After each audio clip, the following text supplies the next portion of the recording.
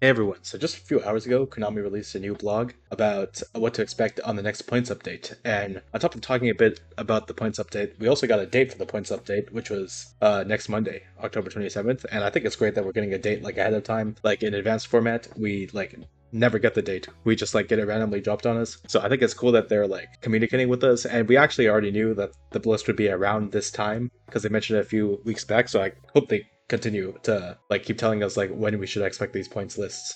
I guess to get into the article itself, the first section is about severe performance outliers. So these are like really good cards. So they specifically name drop Pot of Extravagance. I think we all already knew that this card was going to get points. They've already mentioned it before, but they also mention that it's not the only generic draw card that's gone overboard. So I'm not really sure what they were referring to here. The two draw cards that I think like more decks are playing are Upstart Goblin and Vision. So I think Vision will probably get some points. I'm not really sure about Upstart because it's not an advantage generator, while Vision draws two. But Vision is also technically neutral, so I expect like these to maybe get like 3 points or something. And then they talk about like very strong archetypes, and then they specifically mention Vanquish Soul.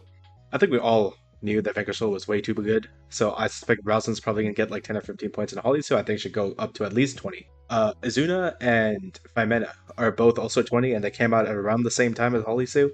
I think Holisu should at least be 20. And like the most impressive part about Vanquish Soul is the turn zero Holisu because they actually draw it like fairly frequently. So I think this card should definitely be like hit out. And I think some other Vanquish Soul cards might also get hits.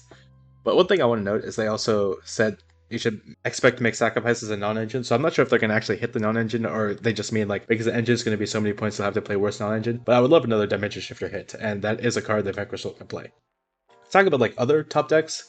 This is the pie chart from the two YCSs we've had since Genesis came out. So Vanquish is clearly the best, but I expect like maybe some hits to these decks that represent that too. So Exosister, Odeon, Generator, and Radiant Typhoon. Don't really see a reason why these wouldn't be like the most represented at locals, because they also have locals data. So I expect like some of these decks to get a few points, and I think it's probably deserved. I think like a lot of these decks at the beginning might not need points. I think like a deck like Archmage probably deserves like some points in engine, so it can't play like the best non-engine. Yeah, so this is probably what you should expect. So next is they talk about like excessive view generic. So they talk about draw effects, which we already talked about, and then they talk about special summon and get a card monsters and solemn judgment variants. So for solemn judgment variants, I expect all three of these cards to get hit. Iron Thunder most of all. I think a lot of players are playing this card because it just is judgment. The only decks that can't play it are decks that summon like multiple monsters, so they don't want to destroy their own stuff with Iron Thunder. Dragon's Mind might not get hit, but I do see a lot of people playing this card. Maybe it's not generic enough for them to want to, but I wouldn't mind this card getting a couple points. And then for special summon and get a card, I'm not really sure what they're referring to. Like, the best card I could think of that's like generic that does this is for the least the Thunderbolt, but like I said in the hand chat video, I don't think this card is like super impressive or anything. So maybe it'll get hit, and it seems like a card that would get hit, but I don't actually think it deserves it. But I can't really think of anything else that they could be talking about that's like purely generic that does this. Next, they say that the Fallen of the Virtuous is going to get points. So if you don't know, this is a card in the Albaz structure deck. And if you don't know what it does, it's send one monster that mentions Fallen of Albaz from your extra deck to the graveyard, then targets a face-up card on the field and destroys it. So for the branded deck, it's extension and it's a board breaker. I think it's like one of the most absurd cards they've ever printed, and it would definitely run Genesis format if it came out. It might not be the best deck, but I think it would give that deck, which I think is already quite strong, like a significant buff. I think the only reason that deck's not represented more is not enough people know how to play the deck. There's not much to say here, like this card definitely deserves at least some points. But I do want to say, like, I hope they don't release every archetype with 0 points. I think like some archetypes definitely deserve to be pre-hit, because like I'm just thinking if like a new set comes out right before a YCS and they wait until after the YCS to hit like the new broken archetype that comes out, I think that would be like kind of lame. So I hope this isn't like some standard that they're setting, that every deck comes out with 0 points. Next they say that spells that weren't tempting, so they talk a bit about like power spells that they don't expect people to say, and then they specifically name Mirage of Nightmare, which is 10 points. This card is definitely going to see a point reduction, and then I've included some other cards that I think probably could give a point reduction. In the same theme of draw spells, I think Desires, like nobody has ever played this card. I think it's 20 points. I think it could probably go reasonably lower. Next is like some other cards I think might get lowered, and I would actually like to get lowered. So Lightning Storm is 40 points, and Lightning Storm is kind of unique, where it's a card that's not hit at all in the TCG, and it's also a going second breaker, and it's hit significantly harder than other cards like that are kind of share the same like idea. Like Evenly Matched is only 10, Droplet's only 10. So I'm not really sure like what Lightning Storm did to get hit with like a 40. I think this card could go reasonably lower. Now it is a pretty strong card. Like Duster is also 40, but I don't think it like really deserves to be 40. I think this card could reasonably be 20, and I think even then a lot of people wouldn't consider playing this card. And the next are like Terraforming and Foolish, both are 33. And I think I have the same opinion about both of these cards, which is like no deck would ever play these. They cost way too many points, and any deck that would invest so many points into like a Terraforming, their field spell also costs points, so it can't even play the Terraforming a lot of times. So I think both of these cards could reasonably go lower. Next, let's talk about themes that weren't tempting. They say that there were several themes that were popular internally, but don't see much use outside of that. And then they say Caesar changed his thumb to point up. So if you don't know, High King Caesar is 20 points. Maybe we'll see a reduction, but that's not really a theme. I think maybe they could be using it colloquially, but you could consider that. And then obviously we don't know what themes they're thinking about. They haven't really said much. I did notice they've released a Blue Eyes article on their like Genesys blog, and I don't really see anyone playing this deck. So maybe we might see a point reduction to Wishes, which is 33, and I think that's the only thing that's hit with the Blue Eyes deck, except the Primite stuff. I'd also see a reduction.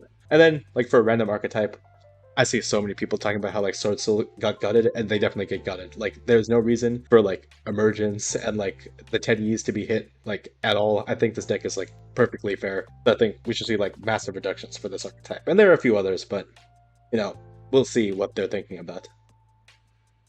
Next is say extra deck cheat cards. When you have an extra deck monster summoning other monsters from the extra deck like Bahamut Shark did, it's going to draw some attention. I'm, again, not really sure what they're referring to here. The only two cards that I like regularly see that do this is Utopia Dragonar in the Automat deck and then Grand Guignol. I don't think like either of these cards really deserve points. I don't think the branded deck deserves more points than it already does. And I definitely don't think Grand Guignol should be the card you point. And then Dragonar, I do think the Automat deck probably deserves points. Though if I would point the deck, I would probably like hit some of the starters, like Warrior. I do not think Dragonar is like the main problem with that deck. Next, I'm talking about like FTK combo pieces. So first off, this paragraph they wrote is they say like some players decide to just run various FTKs over and over again in the hopes of breaking through to the invitational. None of them succeeded, and now will force such players further into the unrealistic clickbait combo dimension if they want to try again. Which I'm glad they're like admitting like a lot of these things aren't very good. I'm not really sure what they're talking about, but these are like the two main FTKs I've seen. A lot of them use Magical Scientist, but like I've seen some people try to do the Beals Flare Metal combo. So if you don't know what this does, you give your opponent Beals, and Beals raises his attack every time he takes burn damage, and every time a monster uses an effect, Flare Metal deals burn damage. Flare Metal will deal the burn damage, and then Beals will raise his attack. Then Flare will see that Beals activated its effect, deal more burn damage, and it's like an infinite loop combo. I think it's quite scuffed, but this is like the one card combo that I see people doing. And then another one I see people doing is with number 6. So you don't really need to know what it does. In a roundabout way, it halves your opponent's life points. So 4,000 is quite a lot, and then they use like some other random bird effects to get the other 4,000. I also don't think it's very good, but they might also hit this card. Next is, cards likely to become an issue, we just can't prove it. So they say that they're anticipating some cards are going to be unfun, which I think, I'm glad that they're pointing out that they're hitting cards that are unfun and not just like completely strong. There's some cards I think definitely deserve points. If you don't know what Grisaille Prison is, this is a card I see being played a little bit more. If you control a face-up tribute, ritual, or fusion summoned monster, until the end of your opponent's next turn, neither player can synchro or exceed summon. So it's Dimensional Barrier too, except it's not hit. So I think this card definitely deserves some points. Fisher is also kind of criminal that this is 0 points, and same with Macro. And the Grave of the Superstition Organism is like another floodgate that I'm not really sure why they didn't hit. The last thing they talk about is game administration troublemakers. I think this is just like an extended paragraph for last turn, because like a lot of people play this last turn, like Steven is Consequences. This card just like exists to annoy people. I expect this card is going to probably get 100. And then lastly, that was like the entire article. But I want to mention that in the Genesys Anaheim article, they specifically mentioned Flying Sea, so I suspect this card will probably be taken out of the shed, and it probably should be. I think this card is way too powerful.